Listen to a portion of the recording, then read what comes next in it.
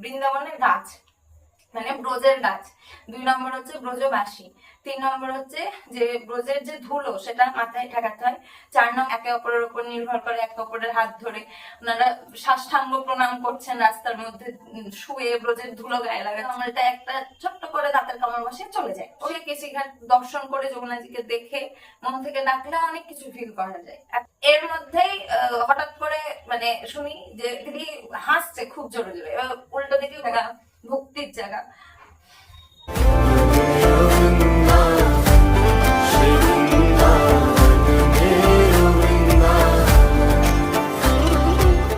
নমস্কার বন্ধুরা, রাধে রাধে। তো আমি সুবর্ণা। আজকে তোমাদের সাথে আমি কিছু ইনফরমেশন শেয়ার করে নেব বলে এসেছি। আসলে রাধারানীর কৃপায় এই মাসে মানে জুলাই মাসে, এই মাসে নয় আগের মাসে আসলে আমরা বৃন্দাবন ধাম থেকে ঘুরে আসতে পেরেছি। উনি আমাদেরকে ডাক দিয়েছিলেন এবং অনুমতি দিয়েছিলেন আমাদেরকে বৃন্দাবন ধামে পা দেওয়ার জন্য। তো তার কৃপা ছিল বলেই আমরা ওখানে যেতে পেরেছি বলে আমার মনে হয়।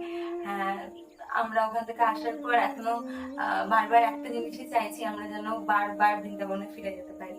এটাই বৃন্দাবন ধামের মাহাত্ম্য, এটাই বৃন্দাবন ধাম যেখানে আমরা যে শ্রীকৃষ্ণকে ভজি, সেই শ্রীকৃষ্ণ যাকে ভজে সেই সব। আজকে থেকে এই সিরিজটা শুরু করছি, যেখানে আমি আমার প্রতিদিনের যে সফরনামা ছিল সেটা তোমাদের সাথে ভাগ করে নেবো। খুব ছোট ছোট কয়েকটা ভিডিও আসবে, কারণ একবারে যদি আমি সবটা শেয়ার করতে চাই, আমরা মোটমাট 4 দিন ছিলাম। তো সেই 4 দিনে আমরা কিভাবে ঘুরেছি, পুরো 4 দিনের একটা ভিডিও করতে গেলে লং ভিডিও হবে, কারণ বৃন্দাবন ধামের কথা হবে যেখানে, সেখানে খুব কম সময়ের মধ্যে সবটা হবে সেটা নয়। তো চলো প্রথমে বৃন্দাবন ধামের জয়কারা দিয়ে আমরা শুরু করি। वृंदावन धाम की जय, बांके बिहारी जी की जय, राधा रानी जी जय, लाडली जी की जय। बोलो वृंदावन धाम की जय। আজকের এই প্রথম যে ভিডিওটা তোমাদের সামনে আসছে, এখানে আমরা প্রথম দিন বৃন্দাবন ধামে কি করেছিলাম সেটা শেয়ার করে নেব। তো আমাদের জার্নি শুরু হয়েছিল 9 জুলাই থেকে। 9 জুলাই ওই দুপুর 1টার দিকে আমাদের কলকাতা স্টেশন থেকে ট্রেন ছিল। ট্রেনের টোটাল টাইমিং ছিল 20 ঘন্টা। কি ট্রেন, কি ডিটেলস আমি সব শেয়ার করে দেবো, তোমরা দেখতে পাবে স্ক্রিনে যে কোনো একটা জায়গায় ফ্ল্যাশ হচ্ছে। এবং সেই সাথে কি হয়েছিল, আমরা প্রায় 20 ঘন্টা সময় ট্রেনে ছিলাম, খুব বেশি লেট ছিল না, মিনিট 20 লেট ছিল হয়তো। তো 9:30 নাগাদ আমরা মথুরায় পৌঁছে যাই, মথুরা জাংশনে। এবং মথুরা জাংশনে নামার পর থেকেই মনের ভেতর একটা উদ্বেগ তৈরি হয়, কারণ মথুরা জাংশনে ঢোকার কিছু আগে থেকে বৃষ্টির দেখা দেয়। এবং আমরা বারবার এটাই ভাবতে থাকি যে তাহলে কি আজকের দিনটা আমাদের ঘোরা হবে না। কিন্তু মানে ভাগ্যচক্রে রাধারানীর কৃপায় আমরা যখন মথুরাতে পা দিই তখন একটু বৃষ্টি ছিল না। সত্যি বৃন্দাবন ধামের নিজস্ব কোনো কৃপা আছে কি আছে আমি জানি না, কারণ বাকে বিহারীজি বা লাডলিজি যাই যিনি হন, তিনি যেমন পরীক্ষাও নেন, তিনি তেমন ভক্তদের সাথেও থাকেন। সেটার প্রমাণ পেলাম প্রথমে, কারণ মথুরা জংশন থেকে নেমে আমরা যে আমাদের যে থাকার জায়গাটা ছিল সেটা ছিল বৃন্দাবনে। তো আমাদেরকে মথুরা থেকে বৃন্দাবন আসতে হবে। এবার সেটার জন্য আমাদেরকে অটো হোক বা গাড়ি হোক, তোমরা যেটা কমফোর্টেবল সেটা তোমরা নিয়ে নিতে পারো, ভাড়া করে নিতে পারো। তো আমরা অটোটা চুজ করেছিলাম। এবার আমরা মথুরা জংশন থেকে বেরিয়ে যে অটো পাবো সেটা না, আমাদেরকে বেশ খানিকটা হেঁটে আসতে হবে। আর ওখানে আমি জানি না উবের বা ওলার সুবিধা রয়েছে কিনা, কারণ আমরা ওগুলো কিছুই করি। এবার তারপরে আমরা বেশ খানিকটা পথ হেঁটে আসি, কিছু জল ছিল, জল কাদা সব পেরোতে পেরোতে আসি। কিন্তু একটা অদ্ভুত ভাবে দেখি যে 20 ঘন্টার জার্নি, ট্রেন জার্নি, হ্যাঁ ট্রেন জার্নিতে হয়তো শরীর অতটা খারাপ হয় না, আমরা ঘুমিয়েছি, খেয়েছি, সবই করেছি, কিন্তু তবু জার্নির তো একটা ছাপ থাকে। আমরা কিন্তু মথুরা জংশনে পা রেখে অদ্ভুত একটা এনার্জি ফিল করেছিলাম যে আমরা প্রায় ধরো 10 মিনিট হেঁটেছি, কারণ আমরা বুঝতে পারছিলাম না যে কোথা থেকে আমরা অটোটা পাবো। প্রচুর অটো, টোটোওয়ালা, তারপরে তোমার গাড়ি, যাদের এসি গাড়ি রয়েছে, নন এসি গাড়ির প্রচুর অপশনস রয়েছে ওখানে। তো তারা সবাই ভিড় করে দাঁড়িয়েছিল, এক একজন এক এক রকম রেট বলছে। আমাদের জন্য প্রথমবার, আমরা জানি না যে কিরকম রেট হতে পারে। তো এরকমই বিভিন্ন দোলাচলের মধ্যে দিয়ে আমরা শেষে একজনকে পাই, যিনি একজন ব্রিজবাসী, প্রভুজি। প্রভুজি খুবই ভালো একটা মানুষ। তিনি তার সাহায্যে, তিনি যেভাবে আমাদেরকে সাহায্য করেছেন আমাদের পুরো জার্নিটাতে, সেটা তোমাদের সাথে আমি আস্তে আস্তে অবশ্যই শেয়ার করবো। তো প্রথম দিন হ্যাঁ এভাবেই আমরা প্রথমে মথুরা জংশনে নামি, সেখান থেকে অটো নিই এবং আমরা যেখানে থাকার জায়গাটা ফিক্স করেছিলাম বৃন্দাবন ধামে, সেই বৃন্দাবনে আমরা পৌঁছাই। পৌঁছানোর পরে তখন মোটামুটি ধরো আমাদের অটো খুঁজে পেতে এবং আসতে প্রায় 11টা বেজে যায় পৌঁছতে। এবার 11টা নাগাদ ঢোকার পরে ওখানে সমস্ত হোটেলেই চেক ইন থাকে 12টার সময়। আশ্রমের ব্যাপারটা আমি ঠিক জানি না, আমি যদি জানতে পারছি আমি তোমাদেরকে আশ্রমের চেক ইন টাইমিংও জানিয়ে দেবো। এবং যেহেতু 1 ঘন্টা আমাদের হাতে সময় থাকে, তো আমরা ডিসাইড করি যে কোনো রকম সময় নষ্ট না করে আমরা এর মধ্যে ব্রেকফাস্টটা সেরে নিই। আমরা যেখানে ছিলাম সেখানেই রুম যেখানে, সেটা মানে পুরোটাই একটা কাইন্ড অফ সিটি তৈরি করে দেওয়া হয়েছে, তো সেখানে সমস্ত কিছু যেহেতু সুবিধা রয়েছে, তো সেই জন্য আমাদের কোনো অসুবিধা হয় না। আমরা ওখানে ব্রেকফাস্ট সারি এবং ব্রেকফাস্ট সারার পরে আমরা রুম পেয়ে যাই। রুমে চেক ইন করে আমরা ফ্রেশ হতে আমাদের যেটুকু সময় লাগে, আমরা ফ্রেশ হয়ে আমি রেডি হই এবং রেডি হয়ে বেরিয়ে যাই বৃন্দাবনের জন্য। তো এর মাঝে এটাও শেয়ার করে যে আমি বৃন্দাবন ধামে গিয়ে বেশ কিছু লুকস ক্রিয়েট করেছি, যেগুলো এই সিরিজটা শেষ হলে তারপরে সিরিজে আসবে, কারণ একসঙ্গে সবকিছু আমি দিতে চাইছি না। আমি বৃন্দাবন ধামে যতদিন চাইছি ততদিন থাকতে চাইছি। আমি যতবার এই ভিডিওগুলো দেখছি বা আমি বৃন্দাবন ধাম নিয়ে কথা বলছি, আমি ততবার বৃন্দাবন ধামে ফিরে যাচ্ছি। তো যাই হোক, এগুলো আমার অনুভূতি। কথা বলতে বলতে আমি জানি এগুলো আসবে বলেই আমি মানে শর্ট ভিডিও করবো ভেবেছি। তবুও মনে হয় রিলসে আসবে না, বড়ই হয়ে যাবে। যাই হোক, তো পৌঁছয় এবং আমরা যাওয়ার আগে বৃন্দাবন সম্পর্কে আমার খুব একটা বেশি ধারণা ছিল না, মানে আমি খুব বেশি রিসার্চ বা কিছু করে যেতে পারিনি। আমার শুধু ইচ্ছে ছিল, আমার ইচ্ছে হয়েছিল আমি যাব, আমাকে একবার ডাকো আমি যাব, আমার শুধু এটা ছিল। এবার সেই জন্য আমি কিছু সেভাবে দেখে যাইনি, প্রিপেয়ার করে যাইনি, কিন্তু আমার দিদি ছিল আমার সাথে, তো সে দেখে গেছিল অনেক কিছু। এবং আমরা সেখান থেকে জানতে পারি যে বৃন্দাবন ধামে সরাসরি দর্শন করা যায় না, তার আগে কিছু কিছু জিনিসের দর্শন আগে সারতে হয়। তার মধ্যে 5টা জিনিস রয়েছে। সেই 5টা জিনিস হচ্ছে, 1 নম্বর হচ্ছে বৃন্দাবনের গাছ, মানে ব্রজের গাছ। 2 নম্বর হচ্ছে ব্রজবাসী। 3 নম্বর হচ্ছে যে ব্রজের যে ধুলো সেটা মাথায় ঠেকাতে হয়। 4 নম্বর হচ্ছে যমুনা জি এবং 5 নম্বর হচ্ছে ভোগেশ্বর মহাদেব। তো এই 5টা জিনিসের দর্শন আগে সারতে হয়। তো ব্রজে পা রাখার সাথে সাথেই আমরা বাকি জিনিসগুলো পেয়ে যাই, কারণ ব্রজের গাছ ছিল, আমরা গাছকে প্রণাম করি, নমন করি। জড়িয়ে ধরার খুব ইচ্ছে ছিল, কিন্তু যেহেতু প্রচন্ড বৃষ্টি হয়েছিল, খুব বেশি গাছের কাছে যেতে পারছিলাম না, বা এমন ডিস্টেন্সে ছিল যে জড়িয়ে ধরা যাবে কিনা আমরা বুঝতে পারছিলাম না। এবার মিস্টেক হয়েছে, পরের বার গিয়ে অবশ্যই প্রতিটা গাছকে জড়িয়ে ধরবো, ওটাই সবচেয়ে বেশি মানে দরকার। এটাই আমি বুঝলাম, কারণ বৃন্দাবন গাছের জায়গা, চারিদিকে গাছ, সবুজ, এটা দেখে যে মন কতটা ভালো হতে পারে। বৃন্দাবনে পা রাখার পরে, মথুরায় পা রাখার পরে আমি বুঝেছি সবুজ মানুষের জীবনে কতটা এফেক্ট ফেলে। হ্যাঁ, তো যাই হোক, আমি বারবার অন্যদিকে চলে যাচ্ছি, ক্ষমা করবে। রাধারানী বলাচ্ছেন যা বলাচ্ছেন, আমি আজকে তাই মনে করছি। তো হ্যাঁ, সেটা হয়। এবং তারপরে আমরা গাছ বৃক্ষরাজি ওখানে পেয়ে যাই। আমরা ব্রজের ধুলো ওখানে মাথায় নিয়ে নিই, এবং আগেই বলেছি যে আমরা একজন ব্রজবাসীকে পেয়েছিলাম আমাদের অটো ড্রাইভার হিসেবে। তো সেই দাদাকে, মানে সেই প্রভুজিকেও আমরা পায়ে হাত দিয়ে প্রণাম করে আমাদের জার্নি শুরু করি। উনি যখন আমাদেরকে নিয়ে আসেন, তখন ওনার থেকে শিখি যে বৃন্দাবন ধামের জয় জয়কার দিয়ে, বাঁকে বিহারী যে জয় জয়কার দিয়ে সবসময় পথ চলা শুরু করতে হয়। তো আমিও আমার এই ভিডিওতে সেই জন্য বৃন্দাবন ধামের জয় দিয়ে আর বাঁকে বিহারীর জয় দিয়ে, রাধা রানীর জয় দিয়ে আমি শুরু করলাম, কারণ আমি আবারও বৃন্দাবন ধাম ঘুরছি, আমার এটাই মনে হচ্ছে। এবার তারপরে আমাদের মূল যে জার্নিটা সেটা শুরু হয় প্রায় দুপুর 2টোর সময় থেকে।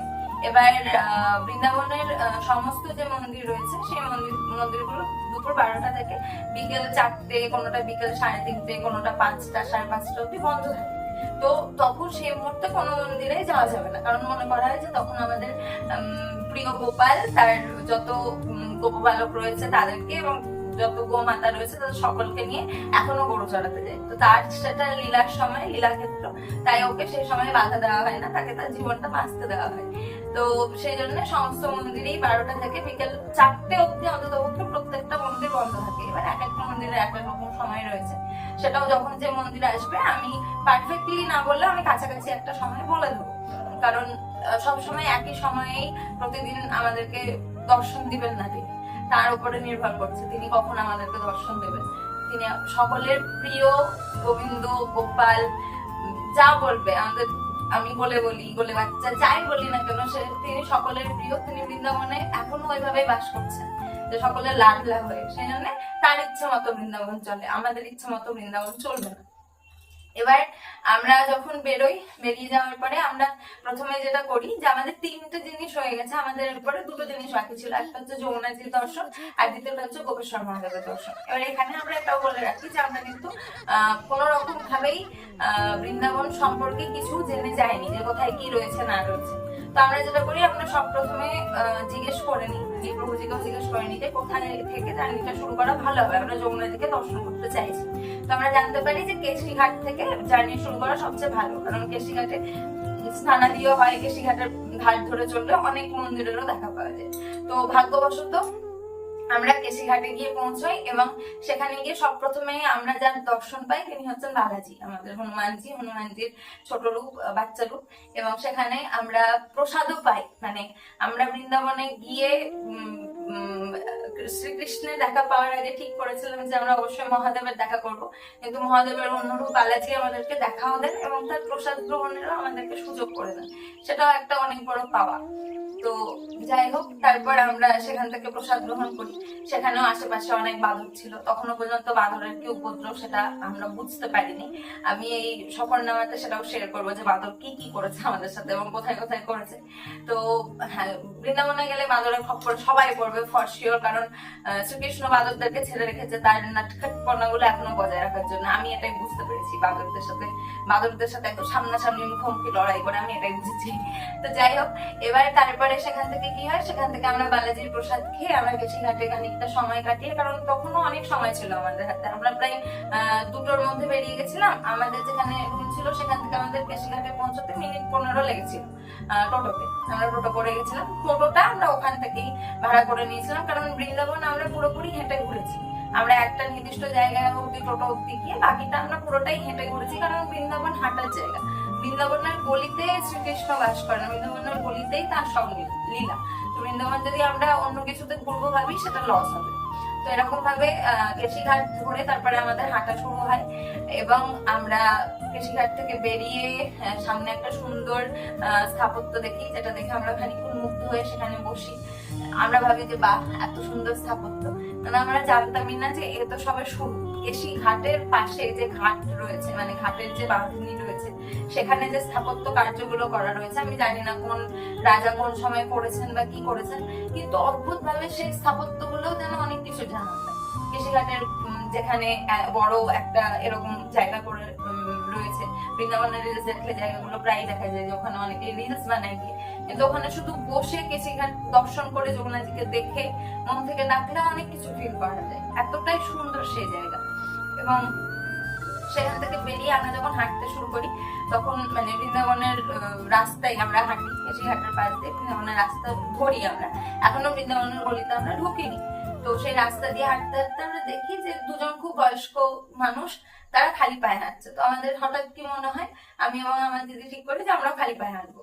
এবার এটা কেন বলছি, এটা পরবর্তীতে আমি বৃত্তান্ত বলবো, সে আমরা প্রথমে বলে রাখলাম। তো আমাদের কাছে একটা প্লাস্টিক খুঁজি, যে প্লাস্টিক যদি পাই জুতোগুলো ভরে দেবো, ছিল না, কিন্তু ওই যে সবই রাধারানীর কৃপা, আর লাডলা যা চাইবে তা হবে। তো আমরা হঠাৎ করে একটা প্লাস্টিক আমাদের ব্যাগের মধ্যে খুঁজে পাই যে আছে তো, কিন্তু সেখানে আমাদের দুজনেরই জুতো আসবে, আর কারো জুতো আসবে না। তো আমরা দুজন জুতোটা খুলে সে প্লাস্টিকের মধ্যে ঢুকিয়ে নিই এবং প্লাস্টিকটা আমার হাতে ছিল। এবার আমরা হাঁটতে হাঁটতে ওই মানুষ দুটোকে আমরা দেখি, ওনাদেরকে দেখেও আমরা খুব মুগ্ধ হই, কারণ ওনাদের অনেক বয়স হয়ে গেছে, তবু ওনারা মনে বৃন্দাবন পরিক্রমা করছিলেন, এটা আমাদের মনে হচ্ছে, কারণ আমরা তখনো ইউজ টু হয়নি যে কারোর সাথে কথা বলা যাবে কি যাবে না, ব্রজবাসী কেমন আমরা তখনো বুঝিনি। এবার আমাদের দেখে মনে হয়েছিল ওনারা বৃন্দাবন পরিক্রমা করছেন, একে অপরের উপর নির্ভর করে একে অপরের হাত ধরে ওনারা সাষ্টাঙ্গ প্রণাম করছেন, রাস্তার মধ্যে শুয়ে ব্রজের ধুলো গায়ে লাগাচ্ছেন। কি অদ্ভুত দৃশ্য, মানে আমি বলছি আমি এখনো যেন দেখতে পাচ্ছি সবটা। সেই দেখতে দেখতে বৃন্দাবনের বিভিন্ন দেওয়ালে শ্রীকৃষ্ণের যে লীলা আঁকা রয়েছে সেই লীলা দেখতে দেখতে আমরা এবার এসে ঢুকি বৃন্দাবনের গলিতে। শ্রীকৃষ্ণ এতটাই নাটখাট আর গোপালের আমাদেরকে এতটাই পছন্দ কি জানি না, আমরা গলিতে ঢুকার সাথে সাথে আমাদের সঙ্গে একটা সুন্দর ঘটনা ঘটে। সেটা হচ্ছে আমরা ওখান থেকে আমরা ঠিক করি আমরা গোপেশ্বর মহাদেবের কাছে এবার যাবো, কারণ আমাদের 4টে হয়ে গেল, আমাদের যমুনাজি হয়ে গেল, ব্রজবাসী হয়ে গেল, ব্রজের ধুলো হয়ে গেল, গাছগাছরা হয়ে গেল, সব হয়ে গেল। এবার আমাদের পড়ে থাকলো কি, আমাদের গোপেশ্বর মহাদেবকে দেখে নিলে আমরা এবার তারপর থেকে শ্রীকৃষ্ণের আমরা দর্শন করতে পারবো। তো সেখানে ঢুকে আমরা খোঁজ নিই, একজনের কাছে খোঁজ নেওয়ার জন্য আমরা দাঁড়াই। এবার সেই মুহূর্তে আমার হাতে ওই যে ব্যাগটা, জুতোর ব্যাগটা ছিল, আমার একটা পার্স ছিল, আমার দিদির চোখে একটা চশমা ছিল, আমাদের হাতে ফোন ছিল, ঠিক আছে, এতগুলো জিনিস ছিল। মানে আমাদের মধ্যে একজনের হাতে ফোন ছিল, কারণ আমরা ম্যাপস দেখে দেখে যাচ্ছিলাম, গুগল ম্যাপস দেখে দেখে যে কোন দিকে যেতে হবে না যেতে হবে। তো এর মধ্যেই হঠাৎ করে মানে শুনি যে দিদি হাসছে খুব জোরে জোরে। এবার উল্টো দিকে ঘুরে দেখি দিদির মাথায় টুক করে এসে বসে দিদির চোখ থেকে চশমাটা তুলে নিয়ে চলে গেছে। মানে আমাদেরকে তার একটু আগে, মানে 1 মিনিট আগে একজন বললেন যে তোমরা চশমা ফোন ব্যাগে রাখো, কারণ চশমা ফোন নিয়ে পালিয়ে যাবে। এবার তার মধ্যে ওইটুকুর মধ্যে মানে আমরা জিনিসটা প্রসেস করতে করতে উনি এসেছেন, চশমাটা টুক করে তুলে নিয়ে চলে গেছে। এবার তো উনি চলে গেছেন, এবার আবার দিদি হেসেই পাগল, ওই হেসেই যাচ্ছে পাগলের মতো যে কি হলো। আমরাও দেখলাম বসে বসে চশমাটা নিয়ে খানিকক্ষণ বসলো। এবার আমরা সেই মুহূর্তে জানতাম না যে বাদলে কিছু নিয়ে পালালে কি করা যায়। তো যাই হোক, প্রসেসটা জানা ছিল না আমাদের অ্যাকচুয়ালি। তো ও পালিয়ে গেল নিয়ে, আমরা বসে বসে দেখলাম যে হ্যাঁ পালিয়ে গেল নিয়ে। দিয়ে তারপরে যখন সেখান থেকে যখন এগোচ্ছি, এগিয়ে আবার খানিকটা আস্তে আস্তে আরেকজন এসে আমার হাতের উপর চেপে বসেছে। তার আমার হাত থেকে ওই জুতোর প্লাস্টিকটা চাই আর আমার পার্সটা চাই। এবার আমি যেহেতু একটু গ্রিপটা শক্ত করেই ধরেছিলাম, অনেকক্ষণ টানাটানি করার পরেও যখন পাই না, তখন সুন্দর করে আমার পুরো আঙুলটা একটা ছোট্ট করে দাঁতের কামড় বসে চলে যায়। পুরো কয়েক সেকেন্ডের, মানে আমার বলতে যতক্ষণ লাগছে ততক্ষণও আমি ওর স্পর্শ পাইনি। তো ও এসে দাঁতটা বসিয়ে চলে যায়। এবার আমার সেরকম ব্যথাও লাগে না, কিছুই না, কিন্তু ওই যে কামড়ে দিল, ওটা একটা হয় না যে কামড়ে দিল, মানে আমি প্রথমে চিৎকারও করিনি, কিছুই করিনি, ও এলো বসলো, আমি বললাম কি করবি নিয়ে রে, জুতো আছে, এটাও বলেছি আমি, আমার ভাষাতে ওর সাথে কথা বলছি। তো যাই হোক, এই দুটো নাটকপনা দেখলাম, দেখার পরে আমরা বুঝে গেলাম যে হ্যাঁ এরকম করতে পারে। এবার এর মধ্যে আমরা কথা বলতে বলতে হাসতে হাসতে আমরা পৌঁছলাম গোপেশ্বর মহাদেবের ওখানে। তো তখনও গোপেশ্বর মহাদেবের কপাট খোলেনি, মানে ভেতরে গিয়ে বসা যাচ্ছে কিন্তু গোপেশ্বর মহাদেবের দর্শন পাওয়া যাচ্ছে না।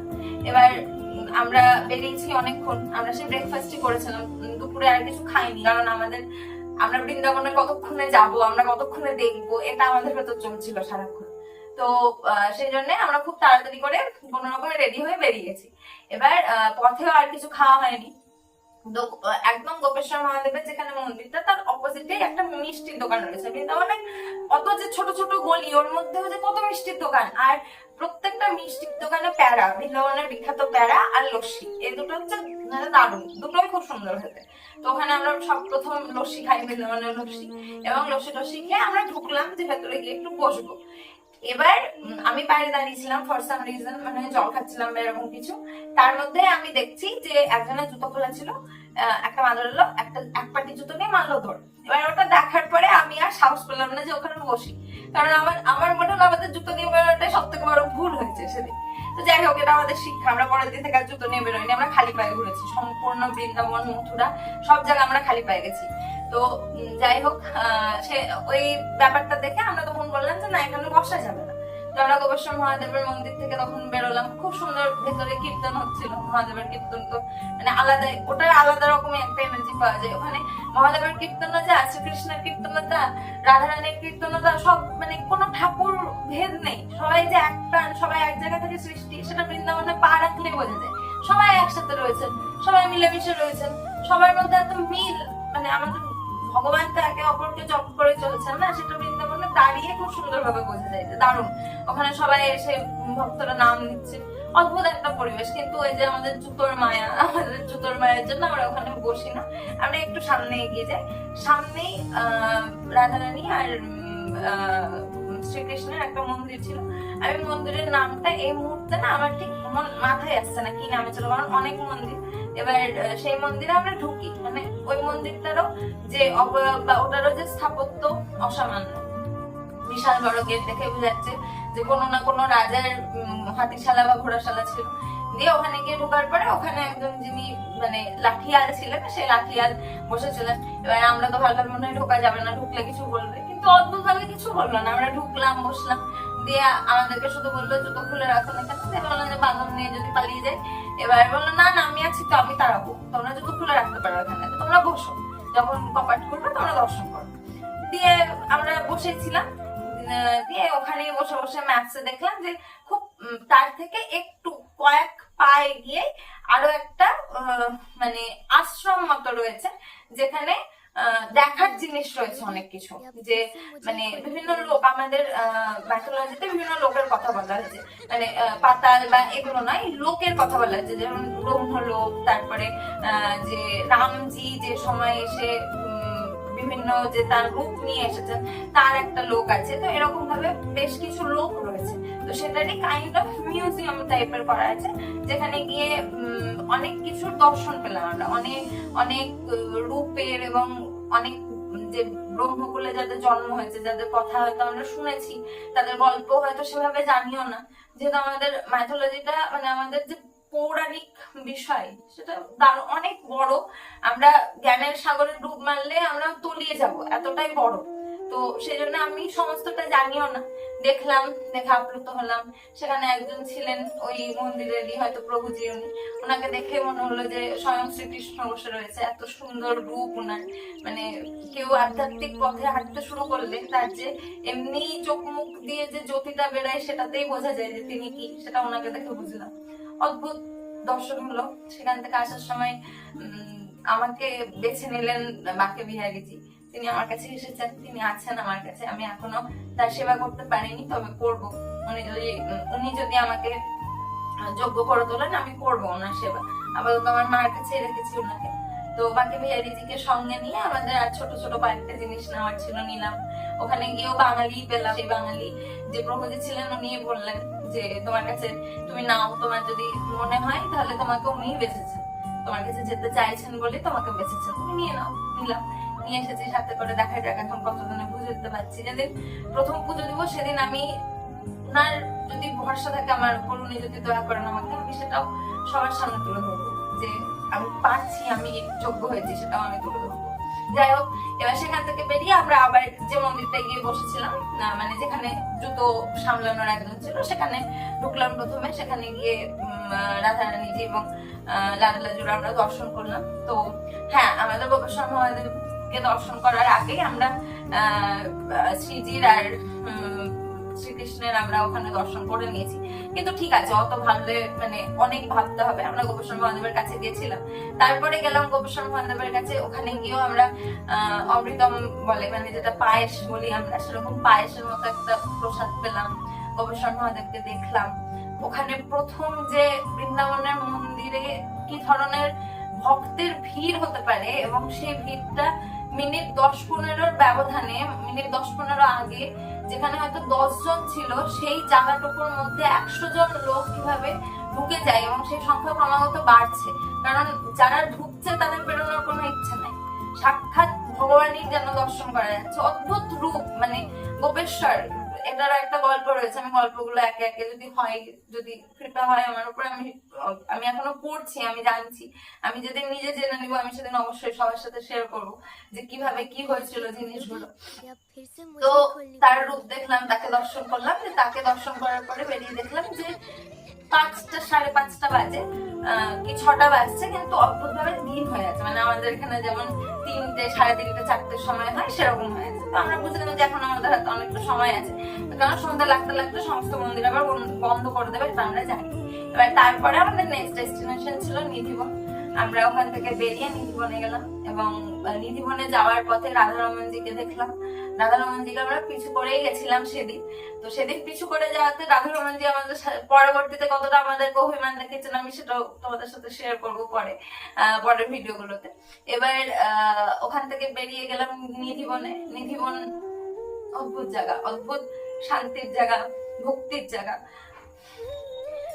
এখন তো নিধিবনে করিডোর মতো করে দিয়েছে, মানে একটা জায়গা, করিডোর বলে না, মানে ওটাকে সেট করে দিয়েছে, যেটার মধ্যে দিয়ে হেঁটে হেঁটে গিয়ে ছোট ছোট কোপ করা আছে, ওর মধ্যে থেকে নিধিবনের দর্শন হচ্ছে। আমার দিদি বললো, আমার দিদি প্রায় 14-15 বছর আগে একবার গেছিল।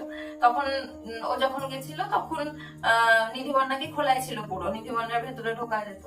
তো সেখানেও যে গাছগুলো, নিধিবনের গাছেরই তো মাত্র নিধিবন হয়েছে তার গাছেদের জন্য। শ্রীকৃষ্ণের লীলা হয় সেখানে, এখন এটা মনে করা হয়।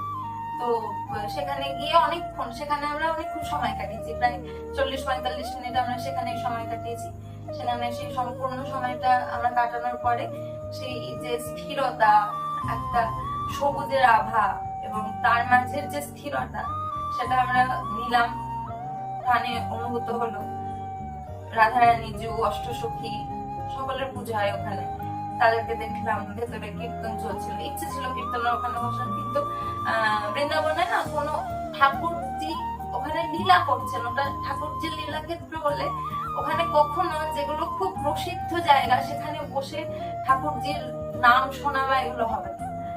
বৃন্দাবনে প্রচুর মন্দির রয়েছে, সব জায়গায় ঠাকুরজি রয়েছে, যে কোনো জায়গায় রাস্তায় বসেও ঠাকুরজিকে ডাকলে আমরা এখানেও হয়তো পাবো, কিন্তু বৃন্দাবনে তাড়াতাড়ি পাবো, কারণ ওখানে উনি এখনো চারিদিকে ছুটে বেড়াচ্ছেন, ওটা ওনার ধাম, ওখানে উনি এখনো বাস করেন, আর উনি এখন ছোট্ট কুচকু গোপাল হয়ে বাস করেন। তো ওনার মায়াটা বেশি জন্মায় ওখানে, বাচ্চারা যেমন যে কোনো কিছুকে খুব সরল ভাবে আলিঙ্গন করে নেয়, সেখানে আমরাও গিয়ে ওখানে বাচ্চা হয়ে যাই, তার আমরাও খুব সরল ভাবে ওনাকে ডাকতে শুরু করি, আর উনিও আমাদেরকে স্বীকার করে নেন। এটা আমার মনে হয়েছে ওখানে গিয়ে। আমি আমার সমস্ত অনুভূতি শেয়ার করছি, আর আমি বলছি যখন আমার ভেতর থেকে কার আসছে, আমি জানি না কেন হচ্ছে এটা, কিন্তু হচ্ছে। তো নিধিবনে যাই, এবং নিধিবন থেকে একদম বেরিয়ে নিধিবনের অপোজিটে একটা, ওখানেও একটা মন্দির রয়েছে, আমার এই মন্দিরটার নাম মনে নেই, মানে ওখানের যেটা বিশেষত্ব সেটা হচ্ছে যে স্তম্ভগুলো, মন্দিরটার সেই স্তম্ভগুলো এরকম ব্যাখ্যা ব্যাখ্যা ছবি আছে, আমি ছবি শেয়ার করে দেবো। সেই মন্দিরে যাই, সেই মন্দিরে গিয়ে ওখানেও দর্শন করি না, এবং তারপরে আমরা বাইরে এসে বসে আমরা ওখানে, পরিবেশটা খুব সুন্দর, আমরা ছবি টবি তুলি। ওখানে বাঁদরের উপদ্রব ছিল, কিন্তু আমরা যে জায়গাটায় বসেছিলাম ওই জায়গাটায় বাঁদরগুলো আসছিল না দেখে আমরা ছবিটা তুলতে শুরু করি। এবার ওই ছবি টবি তুলে আমরা বেরিয়ে আসছি, তখন আমাদেরই একজন, আমাদের সাথে ছিলেন একজন, সে একটা জায়গায় দাঁড়িয়ে একটা ছবি তুলতে চায়, যে এখানে আমাকে একটু ছবি তুলে দিতে। তার চোখে একটা চশমা ছিল, সে কোনো কারণে সেটা মাথা থেকে বেরিয়ে গেছে যে আমাকে চশমাটা আমাকে ব্যাগে ঢুকাতে হবে বা কিছু, ব্যাস ওইটুকুর মধ্যে এসে আবার তার চশমাটা টুক করে নিল এবং চলে গেল। এবার দিদির যে চশমাটা ছিল সেটা ছিল সানগ্লাস, সেটা না হলেও চলবে। এর চশমাটা হচ্ছে পাওয়ার গ্লাস, মানে এর যদি না হয় তাহলে এ আর কারো দর্শনই করতে পারবে না করে দিয়ে কি লীলা ঠাকুরজি দিয়েও নিয়ে চলে গেল। আবার সেই ওখানে গিয়েও দেখলাম বাঁদরটা বসেই আছে নিয়ে, ও কিন্তু কামড়ে ভেঙেও ফেলছে না, কিছুই না। ওখানে যারা ছিল তারা তখন আমাদেরকে জানালো যে যদি এরকম কেউ কিছু নিয়ে চলে যায়, তাহলে মানে বাঁদর যদি কিছু নিয়ে চলে যায়, তাহলে তাকে, এখানকার বাঁদররা ফ্রুটি খায়, ফ্রুটি আর ম্যাঙ্গো মাজা খায়, ওদেরকে আমাদেরকে ফ্রুটি আর ম্যাঙ্গো মাজা দিয়ে জিনিস নিতে হচ্ছে। একটা দিচ্ছি, যদি দিয়ে দিল খুব ভালো, তাহলে আরো একটা দাও, বাবা রে, মানে অদ্ভুত নাটখাট বাঁদর ওখানকার। তো এরপরে তারপরে দেখি যে কতটা সময় বেঁচে আছে। এবার সন্ধ্যেতে বৃন্দাবন চত্বরের, মানে একদম প্রপার এখনো যে বৃন্দাবন টুকুকে ধরা হচ্ছে, যে কত 5 ক্রোশ মতো একটা জায়গাকে ধরা হচ্ছে বৃন্দাবন, সেই জায়গার মধ্যে যে মন্দিরগুলো স্থিত রয়েছে, সেই মন্দিরগুলো সবই বন্ধ হয়ে যায় ওই সময়ের মধ্যে। সেজন্য আমরা ঠিক করি যে দুটো জায়গা আছে, প্রেম মন্দির না ইস্কন মন্দির। তো আমরা সেদিন ঠিক করি যে ওখান থেকে বেরিয়ে আমরা প্রেম মন্দির যাবো, কারণ প্রেম মন্দির তারপরেও আরো 1-1.5 ঘন্টা খোলা থাকে। আমরা ওখান থেকে বেরোই এবং প্রেম মন্দিরে যাই। প্রেম মন্দিরে সেদিন জনস্রোত ছিল, কারণ আমরা পৌঁছেছিলাম 10ই জুলাই ছিল গুরু পূর্ণিমা। সেই কারণে হোক বা যে কারণেই হোক, সেদিন আমরা জনস্রোত কাকে বলে সেটা প্রেম মন্দিরে যাওয়ার পর বুঝেছিলাম। এত মানুষের ভিড়, তার মধ্যে দিয়ে আমরা কোনোভাবে ঢুকে গেলাম, মন্দিরে ঢুকলাম, মন্দিরটা দেখলাম, দেখে আপ্লুত হলাম, বাইরে দাঁড়িয়ে থাকলাম কতক্ষণ, যে ভিড় আর সে অর্থে করলো না। আমরা গিয়ে সম্পূর্ণ ভেতরটা ঘুরে চলে গেলাম। আর আমার জামাই বলছিলেন, সে মন প্রাণ খুলে ওখানে গিয়ে রাধারানীর নামে জয়কার লাগালো, বাকি বিহারীর জয়কার লাগালো, যতজনের যার বৃন্দাবনের ধামের যার মাথায় এসছে সবার জয়কার লাগালো, চিৎকার করে করে। একজন বলছে তো সবাই বলছে চিৎকার করে, মানে ওখানে সবাই শ্রীকৃষ্ণ যে রূপে, ওখানে যে গোপাল রূপে পূজিত হয় বৃন্দাবন ধামে, যে পা রাখতে আছে একবার ভাবে বিবরায়, সে সেই বয়সে করছে, তার হাতে কিছু থাকে না, তখন সে নিজেও ছোট হয়ে যায়, সেটা ওখানে গিয়ে বোঝা যাচ্ছে। কাঁদছে, হাসছে, নাচছে, মানে একটা বুড়ো মানুষও যা করছে, একটা ছোট বাচ্চা যেরকম কিছুটা আনন্দ পেলে নাচতে শুরু করে, একটা বুড়ো মানুষও দুহাত তুলে নাচছে। অদ্ভুত জায়গা। তো এইভাবেই আমরা প্রথম দিনটা শেষ করি। আমি ভেবেছিলাম আমি একই গেটআপে 4টে দিনেরই করে নেবো, কিন্তু সম্ভব হবে না, আমি বুঝতে পারছি। ভেবেছিলাম ছোট ছোট রিলস করে দেবো, সেটাও সম্ভব হবে না, এরকম বিস্তৃত বড় বড় ভিডিও আসতে চলেছে। তো হ্যাঁ, এই ছিল আমাদের প্রথম দিনের সফরনামা। এভাবে আমাদের প্রথম দিন শেষ হয়। আমরা তারপরে প্রেম মন্দির থেকে বেরিয়ে কয়েকটা ছোট ছোট জিনিস, একটা খঞ্জনি, একটা ব্যাগ, আরো কয়েকটা জিনিস কিনি। জলের বোতল তো প্রচুর পরিমাণে আমাদেরকে নিতে হয়েছে, কারণ প্রচুর জল খাচ্ছিলাম, কারণ এত হাঁটছি আর হাঁটতে এত ভালো লাগছে, পায়ে ফসা করছে না, কিছু না, হেঁটে যাচ্ছি আর জল খেয়ে যাচ্ছি। জলের উপরে নির্ভর করে বেঁচেছিলাম এই 4টে দিন। তো তারপরে রাত্রিবেলাতে ওইখানে প্রেম মন্দিরের কাছে একটা রেস্টুরেন্টে যাই, পিওর ভেজ, ওখানে সব পুরো বৃন্দাবন চত্বরটা পুরো পিওর ভেজ পাওয়া যায়। খুব সুন্দর খাবার খায় ওরা, এনাফ, মোর দ্যান এনাফ বলতে গেলে। মানে একটা থালিতে যা দেওয়া হচ্ছে সেটা একজনের পক্ষে কখনোই সম্ভব নয় শেষ করা, আমাদের মতো মানুষের জন্য। আমার জামাইবাবু যথেষ্ট খেতে ভালোবাসে, সেও বলতে পারছি না রে, কারণ ঘি, সবথেকে ঘি ব্যবহার করা হয়েছে এবং ঘিয়ের জিনিসের পেট খুব তাড়াতাড়ি ভরে যায়। তো ওখানে খাওয়া দাওয়া করে আমরা প্রায় 10টা নাগাদ ফিরি, মানে সেই দুপুর 2টো থেকে রাত 10টা, 8 ঘন্টা। তার মধ্যে ধরো প্রায় 5-5.5 ঘন্টা আমরা শুধু হেঁটেছি। উফ। তো রাধে রাধে, আজকের মতো প্রথম দিনের সফরনামা, যে বিবরণ, সেই সঙ্গে আমার যা অনুভূতি, সেটা শেষ করলাম এখানে। আবার দেখা হবে পরের ভিডিও। রাধে রাধে, রাধে রাধে, রাধে।